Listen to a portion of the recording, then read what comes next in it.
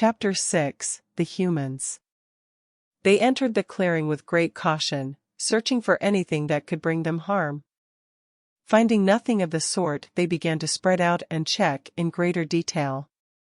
They were all male, young men who were full of vigor, scouts, presumably. After they had turned every stone twice and made sure it was safe, one of them left through the way they had come. The others, to my great shock, were all heading straight to me. As they entered the first of my tree circles, I could see why too. Through my magic perception, I could see clearly that they hadn't eaten in a while. They were after my apples. They soon reached the place where I was rooted, but from there, they couldn't reach my apples. So they started to climb up on me. The cheek! Naturally, I couldn't permit climbing on my magnificent body. System, how do I get those little pests of my body? System suggests sending a pulse of magic from your magic core. The effect should blow away any object not connected with the host's magic. Simple and effective, I like it. Soon after, an undulating of magic power spread from my core, catapulting the climbers a good distance away. They were terrified, trembling like leaves in the breeze. They put some distance between us. Spirit tree, great ancestors, we found a spirit tree. Spirit tree, what's that? System assumes that spirit tree is another name used by the people instead of magical tree that has obtained consciousness. So they thought I was one of those incredibly highly evolved trees that had obtained consciousness after countless millennia. That explained why they were now scared to come closer. I kind of liked the feeling of being looked at with great reverence. But now that they had discovered me, they didn't stay long. They all left together in the direction they came from. My best guess was that they would now contact their leader or elder and tell him or her about me. And my guess wasn't far from the truth. A day later, a bigger group arrived. They had 2 wooden carts pulled by a bunch of oxen, laden with bags, but mostly carried their belongings on their backs. From the leading wooden cart, an elder descended and, after having confirmed that I was, in fact, the tree the scouts had mentioned, approached me. I mean, it would have been pretty embarrassing if he mistook me for another tree. And as the elder came closer, I could tell he was no ordinary human. He was a mage. Albeit a strange one, it seemed to me. His magic flow was all disoriented, and if not for its vastness, compared to others, I might have mistaken him for an ordinary human. The mages I was familiar with in my past world would all, without exception, have a clear flow of magic in their body, yet this man just had too much to not be a mage. Stopping all this fruitless guesswork, I decided to just wait and see what this elder would do.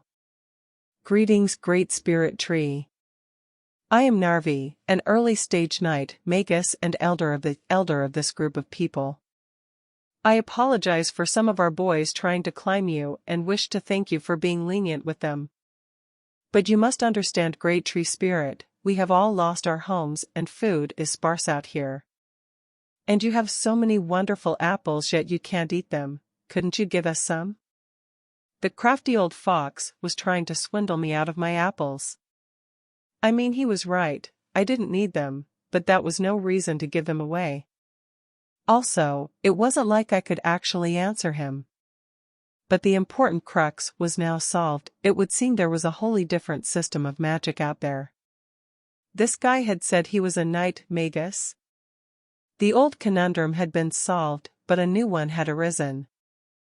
How strong was this knight magus thing? I didn't get to dwell on this matter for long though, as a young woman pushed through the crowd and walked up to the elder. She too had a stronger magic power inside her, albeit weaker than the old man's. She turned to address the elder. Grandfather, please let me take care of this matter. I'll be sure to get us a good deal. While the elder was still thinking about it, I took a closer look at the girl. She had red hair, reminding me of the feathers of a phoenix. Her slender body was hidden beneath a light blue dress that had definitely seen better days, and her deep, hazel eyes gave her an air of maturity. the elder, having decided to leave things to his granddaughter, nodded and stepped back. The girl, now standing before me alone, gave an elegant bow while slightly lifting the sides of her dress and began her introduction. Greetings, I am Narita, an intermediate stage mega. Since you don't seem to have the ability to speak, let's establish a code, shall we? Drop 1 apple for yes and 2 for no. Do you understand? What a crafty little brat, she took after her grandfather. If I had hands, I would have even applauded her for this genius proposal. Doing this, she would receive some apples, no matter the outcome, and even set a deterrent against me, saying no. Now not answering would make me look like I was scared, so had to answer. 1 apple dropped to the ground and Narita hurried to grab it. Good, now that we have a basic understanding we can continue. As mentioned before, we have a serious lack of food at the moment, so would you be willing to give us your apples? 2 apples dropped near instantaneously. As she caught the apples, her previously perfect smile became slightly stiff and she started biting her lower lip.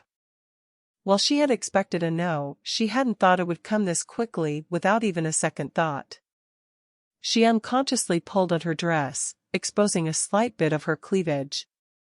To bat that for this distance, I relied mostly on my magic perception, which made me see things in a totally different way, so my mind remained undisturbed. Mostly undisturbed. Chapter 7, Cutting a Deal.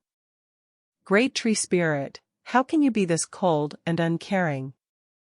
I and my people just lost our village and had to flee to this faraway place, hoping to find a new place to live. We have been traveling for so long. I don't even remember when I last slept with a full stomach. She looked towards me hoping for some apples to fall or any sign of goodwill, but alas, she was disappointed. Fine then, how about we give you something in return? No apples fell. I wouldn't waste apples on such a vague deal. Not gonna make this easy, are you? How about we make you our village deity? You get prayers, and we get apples. Once we see better times, we might even make some animal sacrifices? What the hell does she mean I'll get prayers? I can't eat prayers, can I? Host is indeed correct, prayers can't be eaten, but they are beneficial to host's growth and a great number will be needed for later evolution. Also, blood from sacrificed animals would also be beneficial to growth and the core could be absorbed for magic structure. The system suggests taking the deal. Narita was still watching me with anticipation and for the life of me, I couldn't help but want to tease her. 2 apples dropped, Narita seemed close to tears until another dropped. Her consternation what 3 apples meant soon turned into joy as all the other apples dropped, except for a few pretty ones I kept. All in all, there were roughly 200 apples lying on the ground now. The crowd stared from beyond the first circle with great hunger but didn't make to grab them. Apparently, only magi were allowed to step close to a spirit tree. Soon though Narvi the elder and a dozen young men and women entered into the circle. Each and every one of them greeted me and introduced themselves.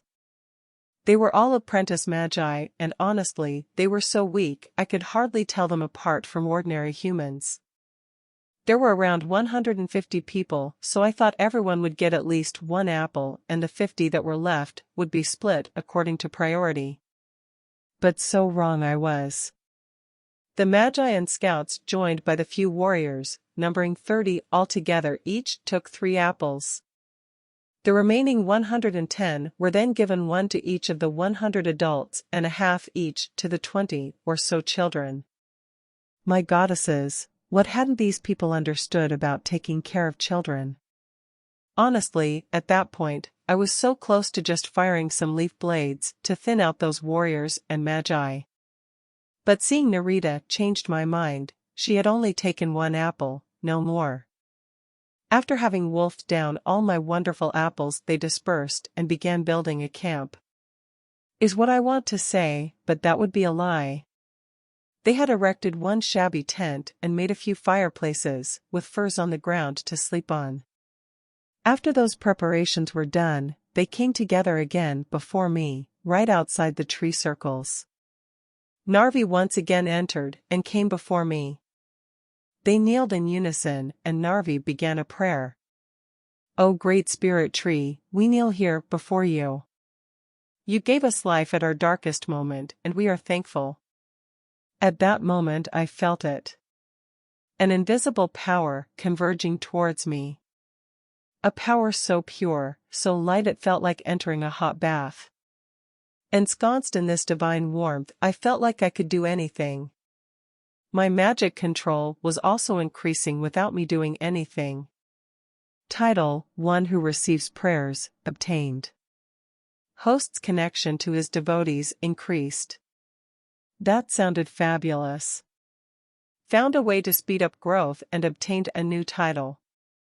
I felt like I should give those people a little something in return. A sign of sorts. I formed a simple light rune on my leaves, letting them glow with shiny resplendence. The crowd gasped in shock and prayed even harder. Sadly, they stopped after half an hour and dispersed once again. Night slowly crept up and swallowed the sun, only leaving a lingering afterglow. The humans went to sleep, and again the desire for murder came up in me. Everyone gathered around the fireplaces, every adult had their own fur to sleep on, and children would sleep with their parents. But more than half of them didn't seem to have parents here. And what happened to them? They were just left to sleep in the cold. I mean, yes, Narita was there and tried to keep them warm, but frankly, she was just one more human freezing in the cold night. "Children, come to the base of the tree." I attempted to project my mental voice to the group of children. Nothing happened, and I assumed I'd failed, but while I was searching for other methods of establishing contact without alarming the undeserving adults, a little girl came toddling over. She had soft golden hair, though darkened by dirt, and a cute little face, filled with an innocence that could only be found in a child. Following closely after her was Narita, who had noticed the little one leave and tried to stop her. Of course, she couldn't reach her in time to stop her from entering the outermost circle. At this point, and I really do mean it, I'd like to mention that I haven't made any threats or promises of potentially fatal consequences upon entering the circles without being a magi. But it seemed there were some awful rumors around. The very second the little lass passed into the range of my magic perception and was thus inside the outermost tree circle, Narita jumped forward with inhuman speed, pushed the little one down and threw herself over her in a protective manner. Nothing happened. Narita got up and looked around cautiously, like she feared something might still happen. I mean, what did you expect to happen? That I'd try to kill an innocent child just for getting close? You can speak? Chapter 8, First Communication. She could hear me, couldn't she? Narita just reacted to what I had mentally said. You can understand me? Well, I guess here would be more appropriate to say. On another note, in what language do you perceive my thoughts, or are you only conveyed their meaning on a plane that surpasses words? Also, can you hear the system, and why could you only hear me once you entered the circle, yet the little lass could evidently hear me even outside? Stop talking so much, I can't understand half of what you said. Narita, visibly bewildered by the overwhelming amount of words spoken by the tree, she had thought of no more intelligent than some newborn child, which, to be fair, most spirit trees were. The system, on the other hand, answered with its usual calm attitude, caring not about the bewildering circumstances, nor the flood of words. Through the title, One Who Receives Prayers, Host is indeed capable of communication with individuals in close proximity, by a means comparable to telepathy, meaning receivers perceive the thing thought by host as words. Furthermore, the system can only be heard by host and no one else. As for the human child, the system believes her to have a high affinity with nature, through which it could amplify its perception. Is that so? Anyway, it matters not. Narita, get all the children to my base. And if possible without waking the ones at the fires. Narita, though still bewildered, did as I asked, and soon all the children were assembled. Why did you have me bring them here? This place is as good as any other. Patience, Narita, patience. It took me a while, as I was slightly rusty, but soon a couple of heat runes were giving off a comfortable warmth that permeated everything around my base. The children, awoken from their frosty slumber, quickly settled down and sank back into dreamland. The only two souls not sleeping now were me and Narita. Why do this? Why care? I can see nothing for you to gain in return. If your plan is for 1 year, plant rice. If your plan is for 10 years, plant trees. If your plan is for 100 years, educate children. It is a saying I heard a long time ago. The author was Guanzhong, if I remember correctly. And in my opinion, letting half the children freeze in a cold night does not count as education but more as predestination for a bad character. Narita seemed to be thinking about it but soon fell victim to the comfortable warmth and her own fatigue. The rest of the night passed without any uncommon occurrences, and soon dawn announced itself with the first few rays of light, shining over the forest, awakening all life in its wake. So too did the camp begin to get lively, and the adults began to roam around. It didn't take them long to notice the absence of the children from the place they had been abandoned yesterday, nor where they were now lying below me. Soon one of them ran to the tent of the Magi and informed them. Big surprise, those pricks didn't agree with someone else entering their sacred tree's vicinity, and one of them came stomping over. At this point, Narita had already begun walking towards him, casually addressing me. I'll take care of this one, no troubles. They met at the border of my second tree circle. Eric, please calm down. It's not what it looks like, and there's a reason for this, dash. She didn't get to say the rest as she had intended because at that moment a palm connected to her left cheek and slapped her out of the way. Now do remember that Eric, the prick that just hit Narita, is an apprentice magus while she is a mega, which is clearly above the former. Out of that, one can see how unforeseen this was. Having cleared the way in such an unsightly manner, Eric, who's soon gonna die if he keeps this up, kept walking towards the children while snarling like an animal. You brats better be ready for, dash. A few leaf blades flew by, giving him a new haircut. He froze. All leaves around him had turned, pointing directly at him, showing a slight glint in the morning sun. One step further, I'll cut you, one more word, I'll dissect you. Leave now or face the consequences. He seemed to understand and quickly retreated, though resentment still lay in his eyes. Narvi, having heard the commotion outside, stepped out of the tent at last and made to defuse the situation. What might all this racket be about? Since he wasn't in radius for me to speak to him, I could do little more but remain silent, but the offenders were, of course, quick to tell their story.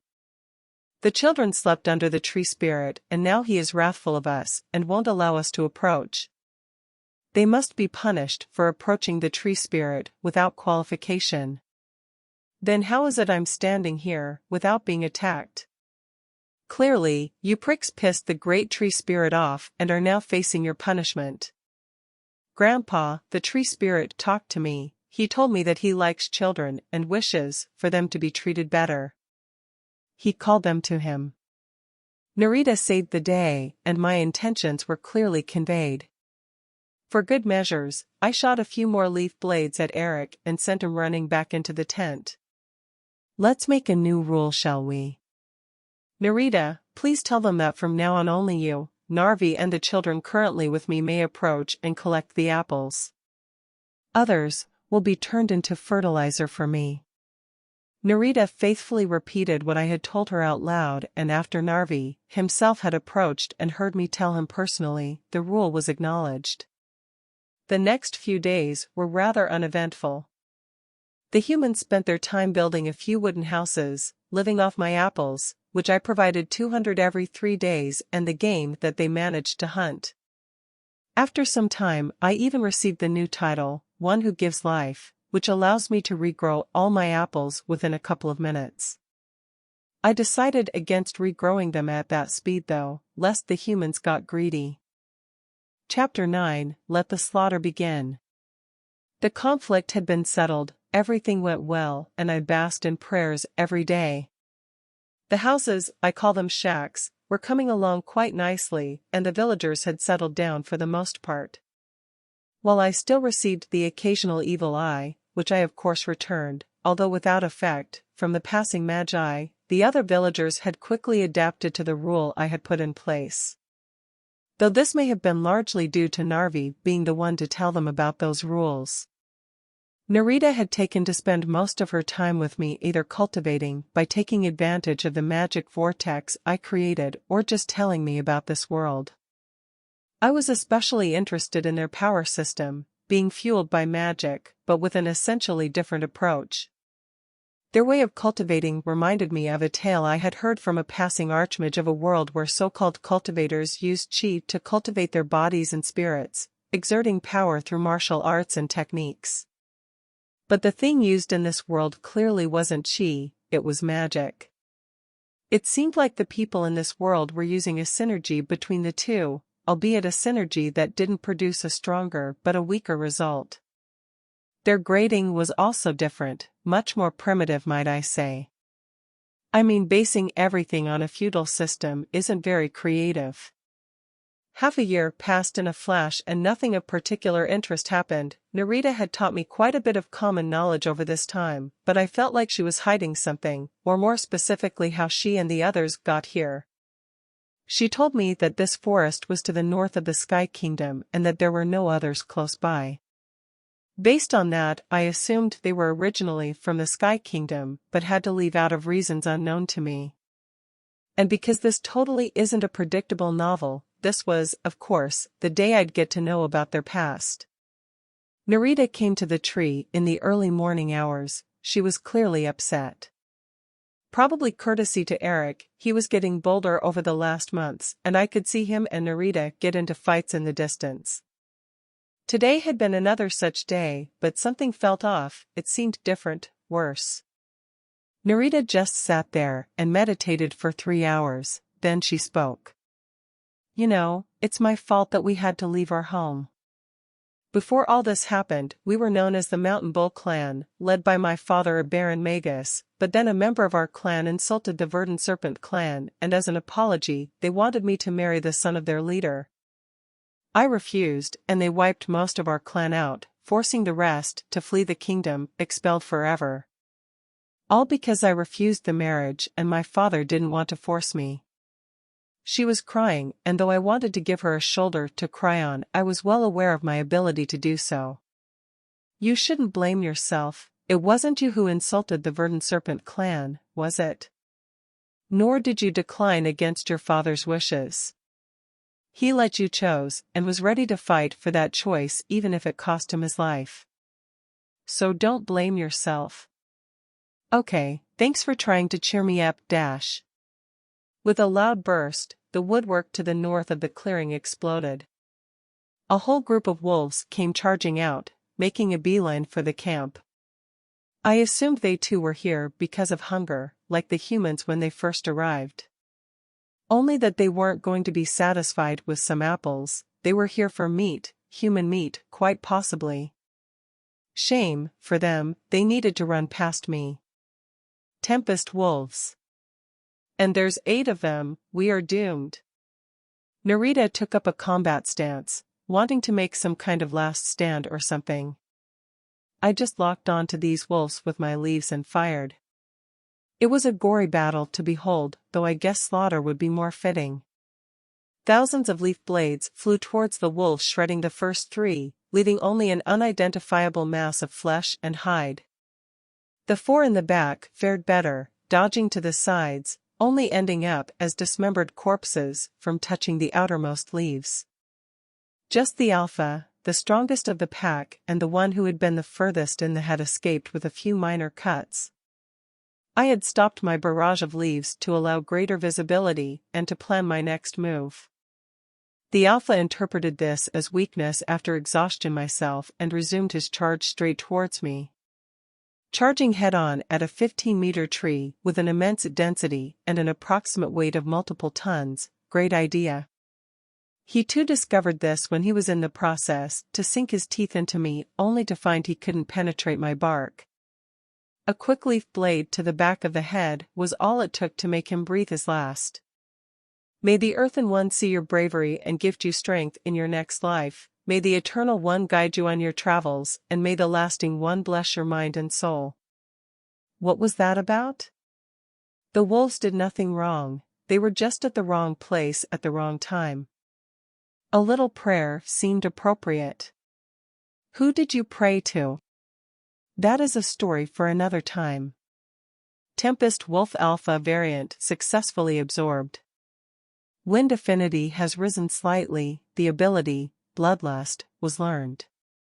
That evening the prayers felt more intense than usual, basking in this feeling was great.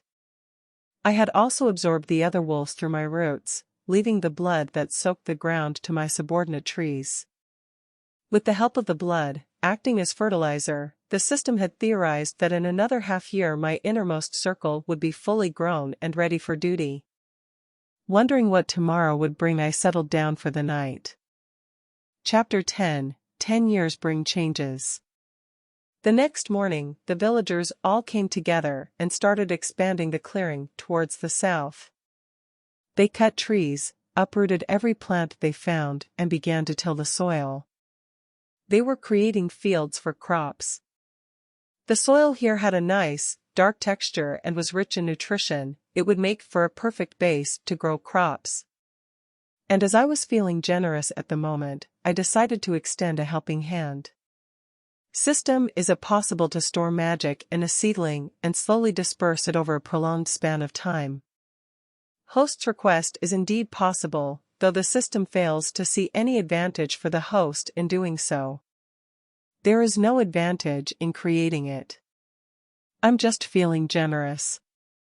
So I grew another apple and started infusing it with magic power. The system then applied a rune to it which I, to my great chagrin, couldn't understand in the least. The apple had turned a light green and was giving off a hue of color every minute or so, like a slow heartbeat. I gave the apple to Narita, telling her to bury it in the center of the fields. Though confused, she did as instructed. The next day she had an understanding smile on her face when the whole village fell into disorder. They had discovered that the seeds sowed the day before had already begun to grow. Little green sprouts could be seen emerging from the ground. That was when Eric decided to announce that his field had grown the most. Based on that, he was blessed by nature. What he said afterward I didn't listen to anymore. Looking at his face after I had drained all life out of the plants in his field instantly lifted my mood. His ashen face, when he realized that his field was now barren, was too funny to behold. I think most of the people there knew that the ruin of the field was my doing. That didn't stop them from shaming Eric for his now empty boasts though. It may have been to curry favor with me, or just because they didn't like Eric either, but Narita looked a lot better after this scene. Just like that 10 years passed. I used magic-infused apples to boost the growth of crops, effectively cutting down the time they needed to grow by 6 to 7 months. Having a full harvest of wheat every month or so was an enormous advantage for the villagers. As I kept bathing in their faith, I felt my mind become clearer and less obstructed by laziness or disinterest. My absorption speed regarding magic was also on the rise. Especially so after my first and second generation of subordinate trees was fully grown and started to help me absorb more magic. The time was ripe for my next evolution. From my system, I had received the hint that before I could begin to replicate an animal or beast, I would first have to start replicating ores. While the connection between replicating ores and animals wasn't clear to me, I had little reason to argue.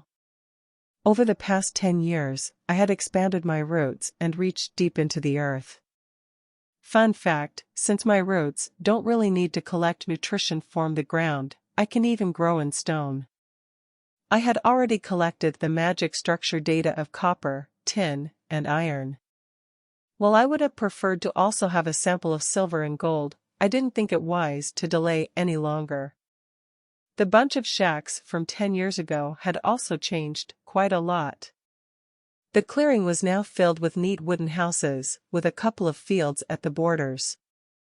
Similar to the apple that had helped with the growth of crops, there was now a subordinate tree in each field, collecting and distributing magic so the crops would grow.